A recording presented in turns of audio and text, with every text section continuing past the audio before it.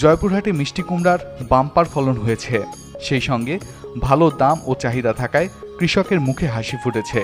বিঘা প্রতিতে মাত্র 2500 থেকে 3000 টাকা খরচ করে মিষ্টি কুমড়া বিক্রি হচ্ছে 30,000 টাকা পর্যন্ত। এতে খরচ বাদ দিয়েও লাভ থাকছে 25,000 টাকারও বেশি। এই মিষ্টি কুমড়া সরবরাহ করা হচ্ছে দেশের বিভিন্ন জেলায়। জেলার সব উপজেলায় কম বেশি চাষ করা হলেও এবার সবচেয়ে বেশি এই ফসলের চাষ হয়েছে আক্কেলপুর উপজেলার জামালগঞ্জ এলাকায়।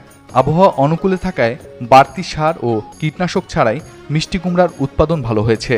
ব্যবসায়ীরা সরাসরি কৃষকদের জমি থেকে পাইকারি দরে কুমড়া কিনছে।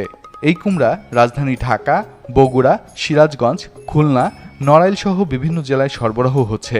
সরেজমিনে বিভিন্ন এলাকায় গিয়ে দেখা যায় সড়কের পাশে স্তূপ করে রাখা মিষ্টি কুমড়া তোলা হচ্ছে ট্রাকে। নিজ জেলার চাহিদা মিটিয়ে ঢাকাসহ সারা দেশে যাচ্ছে সুস্বাদু এই সবজি। কুমড়া চাষি মানিক বলেন, মরিচের পাশাপাশি সাথী ফসল হিসেবে মোট 2 একর জমিতে মিষ্টি কুমড়া চাষ করেছি। ফলন অনেক ভালো হয়েছে। এবার এত দাম পাবো আশা করিনি। জয়পুরহাট কৃষি সম্প্রসারণ অধিদপ্তরের উপপরিচালক জানান, কুমড়া চাষ অনেক লাভজনক, অল্প ব্যয়ে ফলন বেশি পাওয়া যায়। এই ফসল চাষের সুবিধাজনক দিক হলো এটি সাথী ফসল হিসেবে চাষ করা যায়। এতে অন্য ফসলও হয়, আবার বাড়তি হিসেবে কুমড়াও হয়।